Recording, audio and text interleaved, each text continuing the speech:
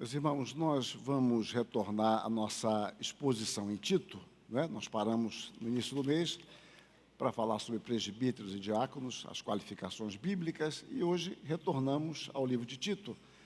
Vamos ler o capítulo 3 da carta de Paulo a Tito.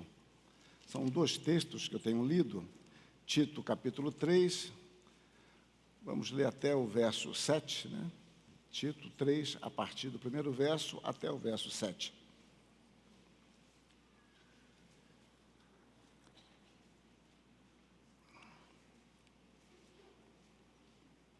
Diz assim a palavra de Deus: lembra-lhes que se sujeitem aos que governam, às autoridades, sejam obedientes, estejam prontos para toda boa obra, não difamem a ninguém, nem sejam altercadores, mas cordatos, dando provas de toda cortesia para com todos os homens. Pois nós também outrora éramos nécios, desobedientes, desgarrados, escravos de toda sorte de paixões e prazeres, vivendo em malícia e inveja, odiosos e odiando-nos uns aos outros.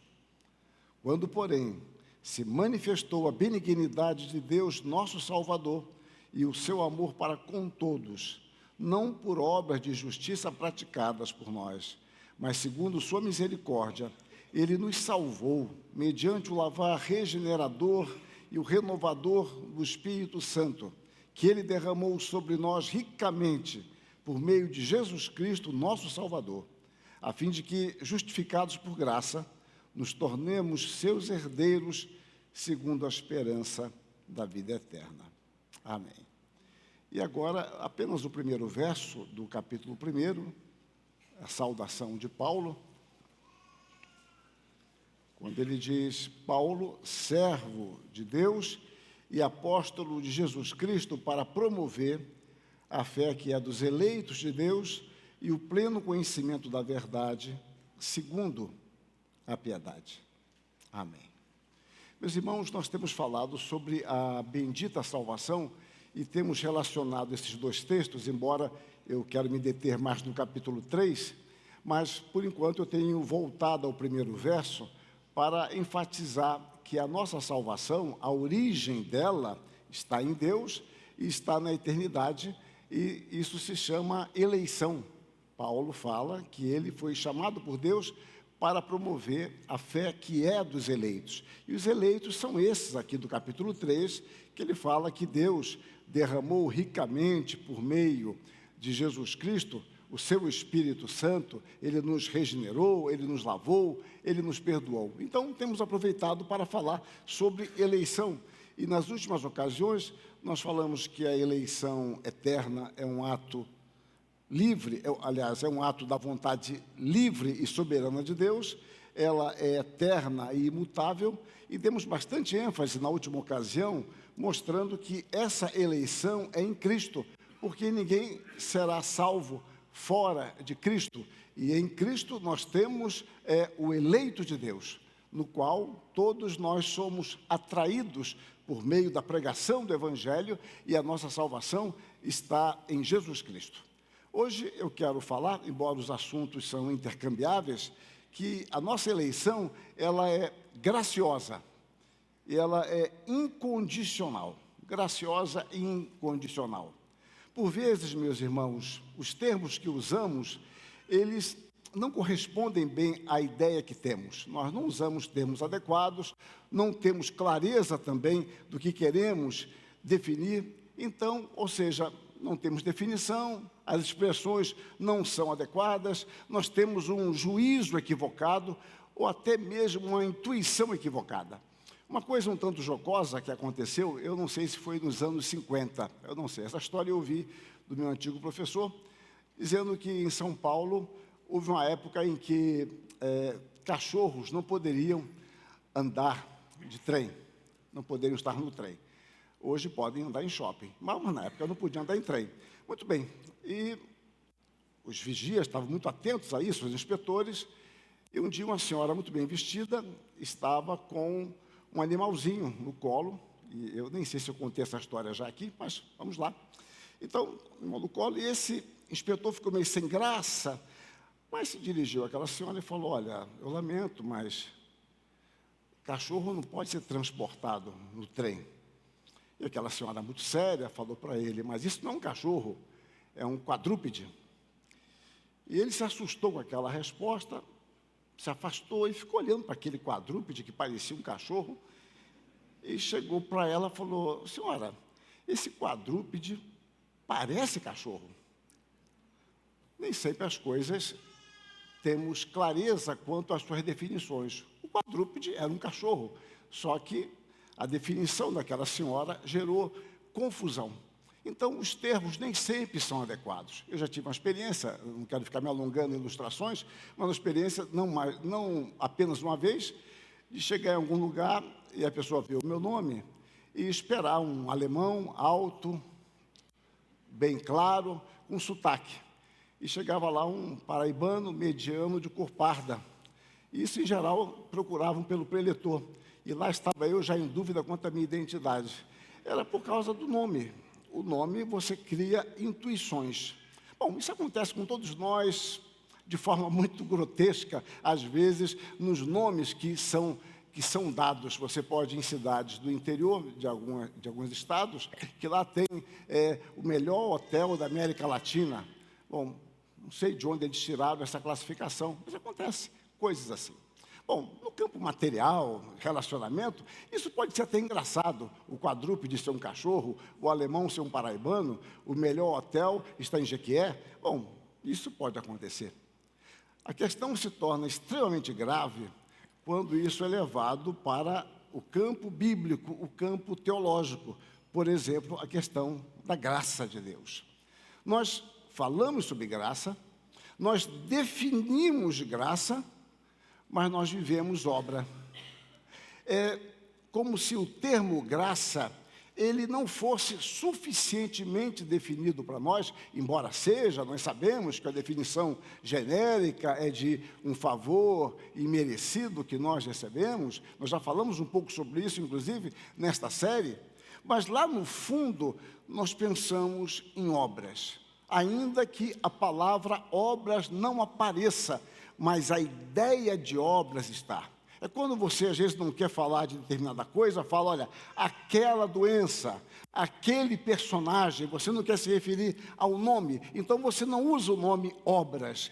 Mas parece que muitas e muitas vezes o nosso conceito de graça é um conceito que está embutida a ideia de obras. Como assim?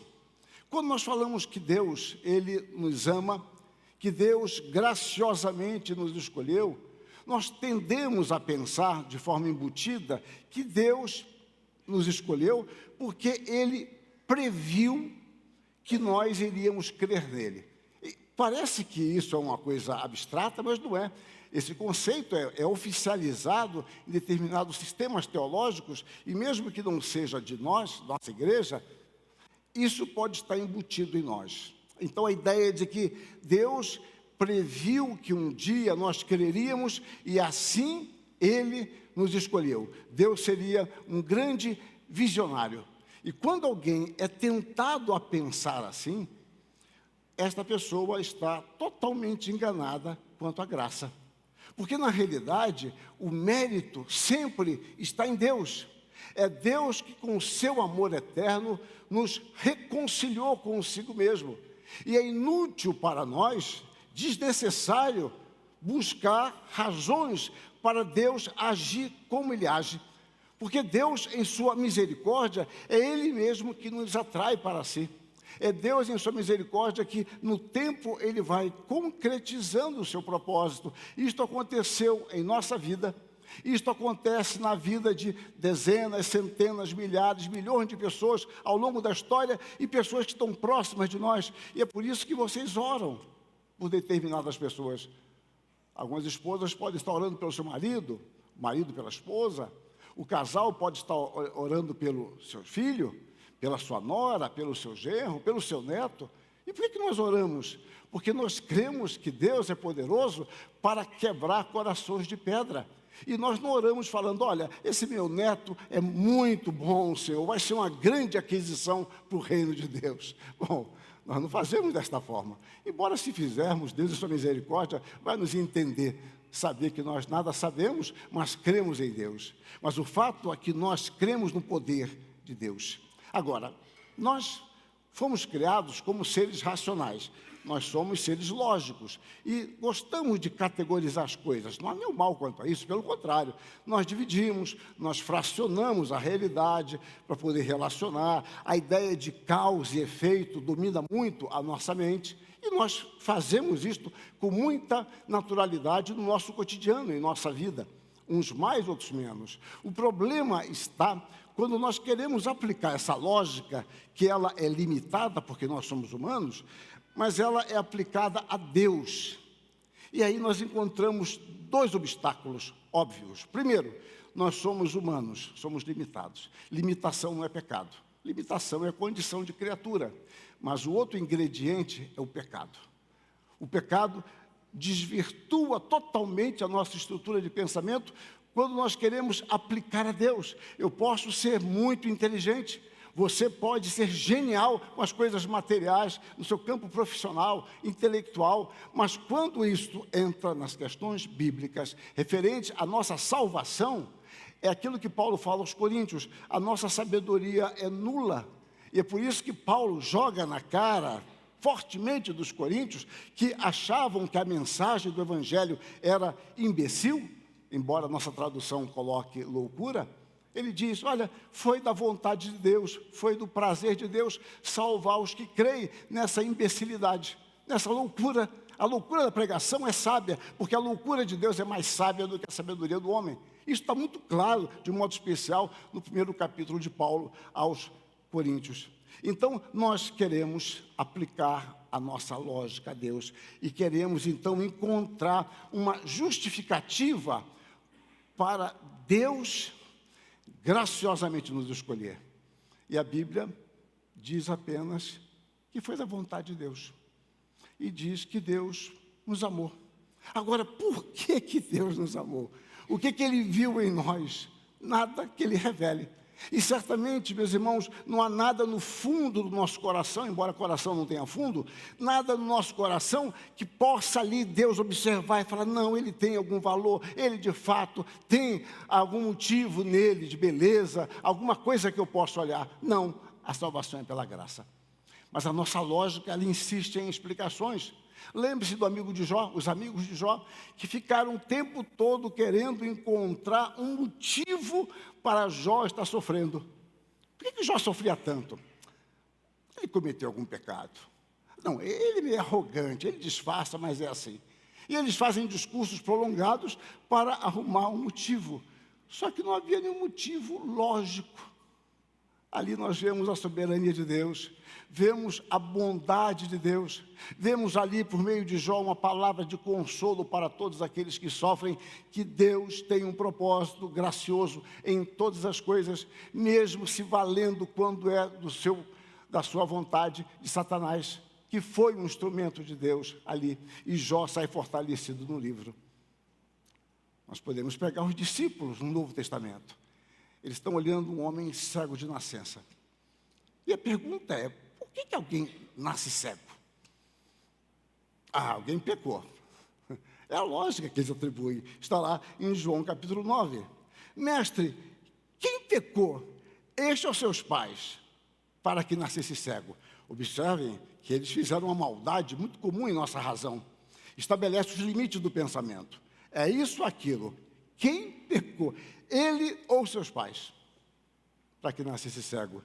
E a resposta, Jesus Cristo vai mostrar que existem razões que ultrapassam a nossa compreensão. Jesus Cristo simplesmente diz, nem ele pecou, nem seus pais, mas foi para que se manifestasse nele as obras de Deus. Percebam? Deus ia manifestar nele a sua obra. Mas isso não fazia sentido para eles. Observe, como eu disse, eles tentaram cercar a Jesus Cristo. É isso ou aquilo, não há uma terceira possibilidade. Quando alguém pergunta e fala, você vai ou fica? É porque, olha, não há um terceiro caminho. É 8 ou 80? É sim ou não? Nós costumamos pensar assim.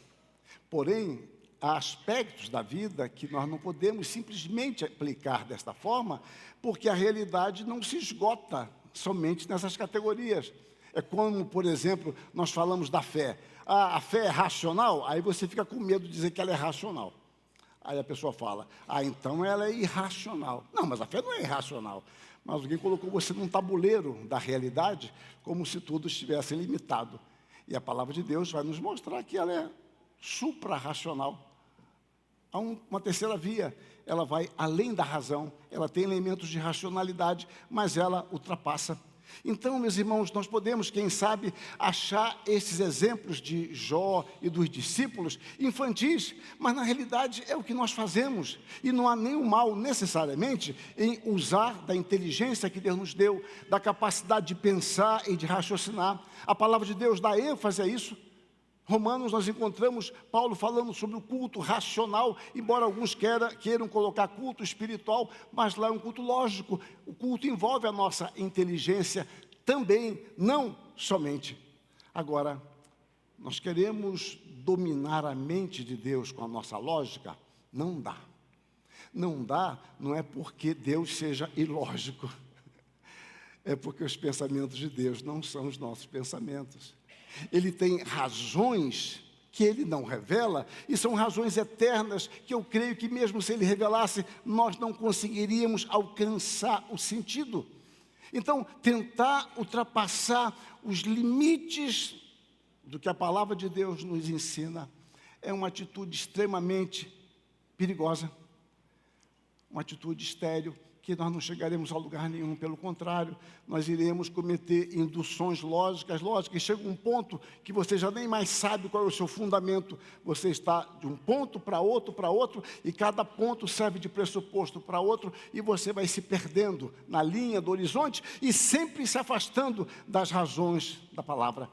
E a palavra de Deus nos diz que Deus é sábio, é soberano, Ele é livre. Nós já tratamos um pouco disso. E o salmista nos diz, no céu está o nosso Deus, e tudo faz como lhe agrada. Aí você pode pensar, mas agrada a Deus? Sim, o agrado de Deus é santo, é perfeito.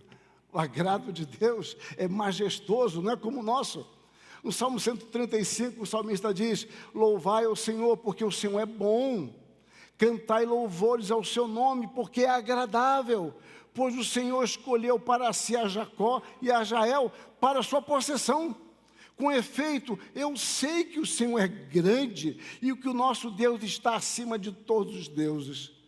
Tudo quanto aprouve ao Senhor, Ele o fez, nos céus, na terra, no mar e em todos os abismos. Eu não entendo isso, mas creio perfeitamente nas Escrituras. E por meio de Isaías, Deus afirma, o meu conselho permanecerá de pé, farei toda a minha vontade. Não tentemos então, meus irmãos, buscar coisas externas em nós. E será que é tão difícil entender isto? Que Deus nos amava sem nós podermos encontrar nada em nós. Isso nos ofende, isso nos diminui. Ou isso exalta a glória de Deus, a majestade de Deus, a santidade de Deus, que escolhe pessoas como nós, com os nossos pecados horrendos, terríveis, e Deus sabe de fato como somos, mas Ele por graça nos escolheu. Mas nós temos sempre que voltar a Jesus Cristo. Ele nos escolheu por graça, porque Jesus Cristo cumpriu perfeitamente a sua vontade. Jesus Cristo cumpriu a lei em sua integridade. E este é um dos pontos fundamentais que nos distinguem da seita católico-romana. Por quê? Porque nós cremos que a justificação é pela graça mediante a fé. Nós nada podemos fazer. As nossas tentativas são fracassadas. E quando o homem tenta viver pela lei, Romanos mostra isso com muita clareza, e por mais honesto e sincero que ele seja, ele irá fracassar, porque somente Jesus Cristo cumpriu perfeitamente a lei, e Ele cumpre por nós. E a graça de Deus, então, se manifesta através de Jesus Cristo. Não temos razão em nós mesmos para Deus nos amar. E alguém pode dizer, mas ele previu que ele seria um bom sujeito. caímos na mesma questão da fé. E vamos supor que Deus tivesse previsto fé em nós. Vamos supor isso. Bom, seria graça de mesmo jeito, porque a fé é dom de Deus. Então Deus previu o dom da graça, da fé, que Ele vai nos conceder. Mas que tolice seria essa, bíblico-teológica? Não há esse sentido na Bíblia. A eleição, ela depende sempre do que Paulo fala, do beneplácito de Deus. Ela não está condicionada a nossas boas obras. E a palavra de Deus é muito clara quanto a isso. E eu revejo alguns textos, que são textos recorrentes. Lá em Atos 13, há uma narrativa sobre aqueles que se converteram. E Lucas, inspirado por Deus, escreve: os gentios, ouvindo isso, regozijavam-se e glorificavam a palavra do Senhor. E creram todos os que haviam sido destinados para a vida eterna. Aqui vemos que a fé não é a causa da eleição, mas sim o seu fruto. Creram aqueles que foram destinados para a vida eterna. Esse texto é um texto muito conhecido, Atos 13, 48. A palavra de Deus nos mostra que não é por obras, mas por aquele que chama. Voltamos a Jacó e Esaú, e Paulo fala em Romanos, e ainda não eram os gêmeos nascidos, nem tinham praticado o bem ou o mal, para que o propósito de Deus quanto à eleição prevalecesse, não por obras, mas por aquele que chama. Deus diz que Ele escolheu a Jacó. Pronto. E Jacó estava longe de ser um bom homem. A história vai mostrar isso. O próprio nome dele já dizia que ele era um cara corrupto. Jacó é um enganador. Mas por que Deus o escolheu? Porque aprove a Deus assim fazê-lo.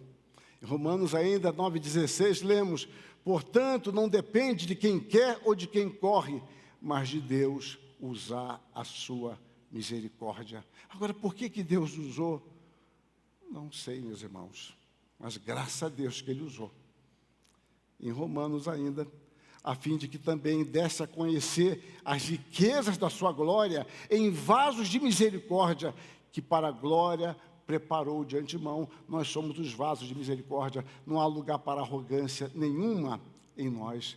E Deus preserve então um remanescente da graça.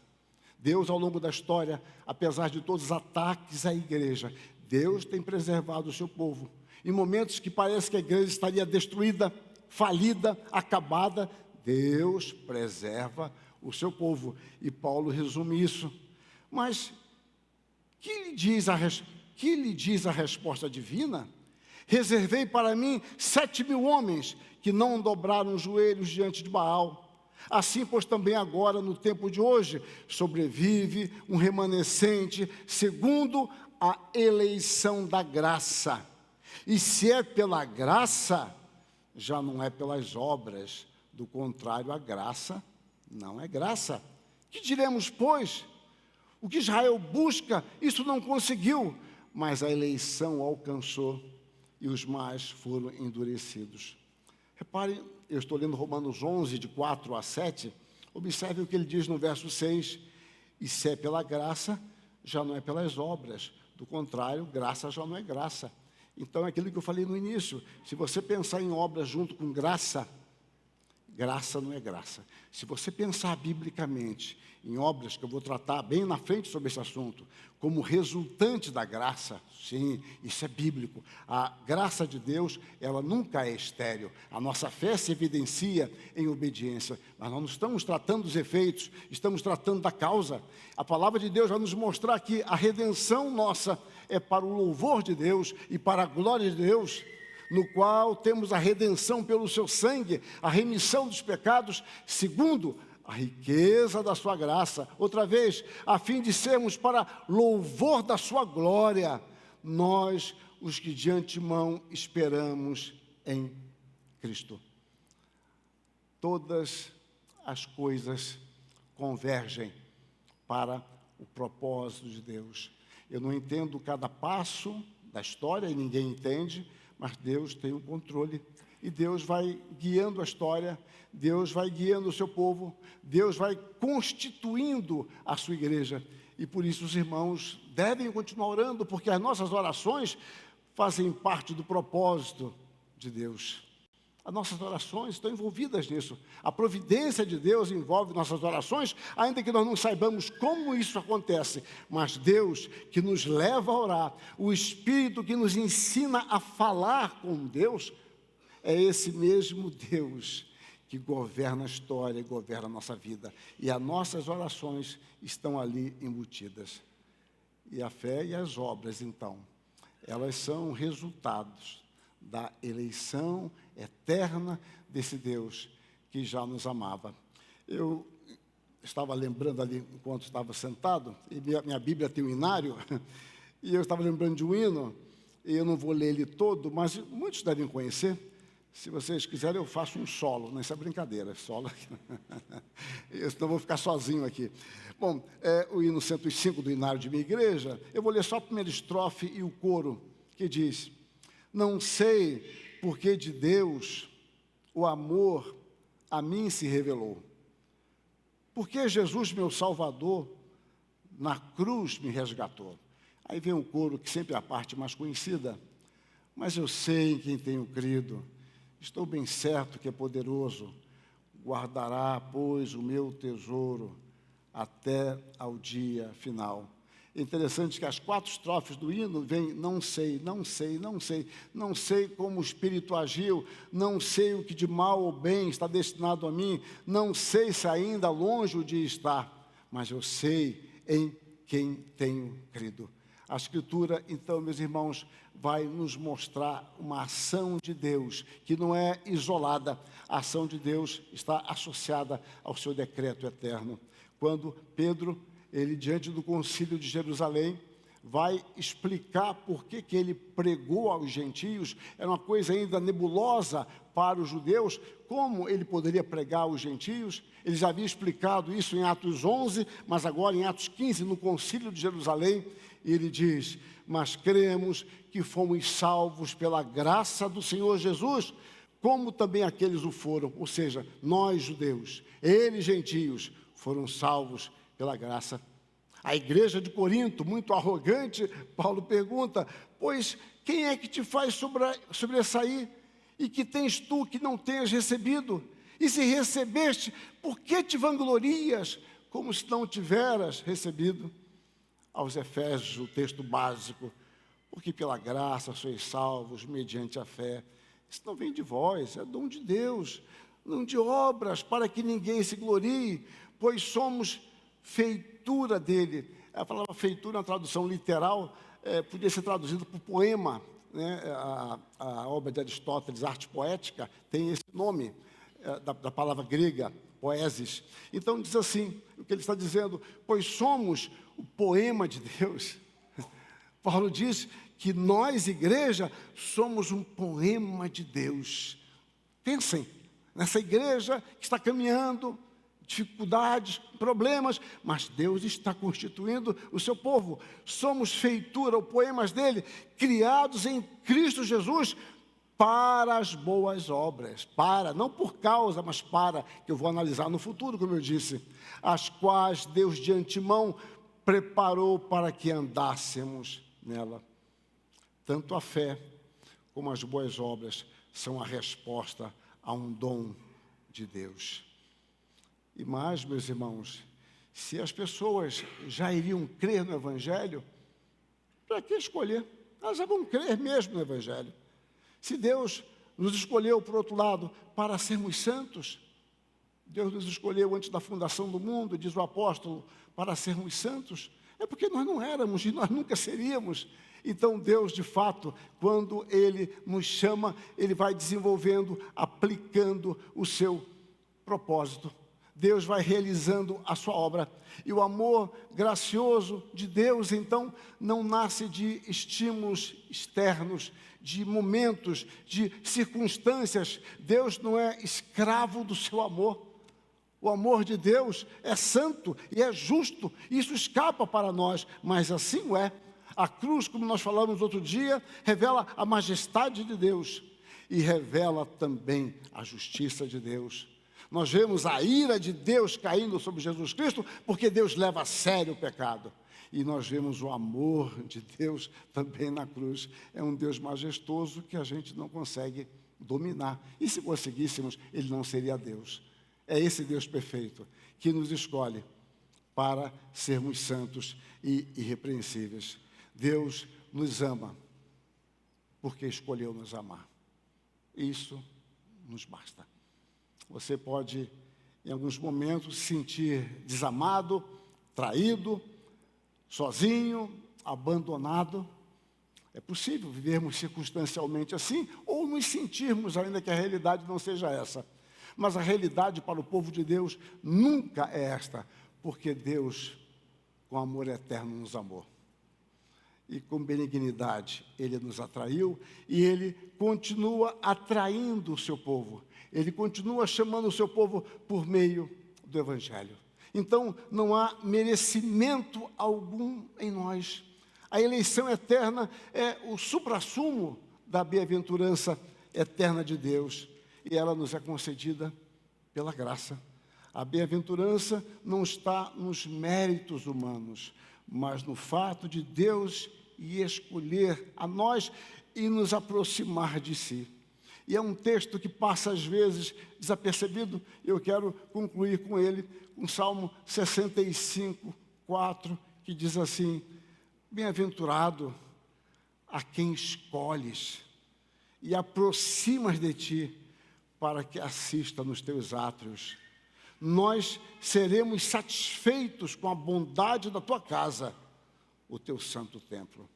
Deus nos chamou e Deus nos aproxima dele para que sejamos seus filhos, sejamos o povo santo de Deus, o povo eleito de Deus. E é este povo para o qual Paulo foi destinado a trabalhar, para promover a fé que é dos eleitos. A fé que é dos eleitos. Os eleitos é que têm fé.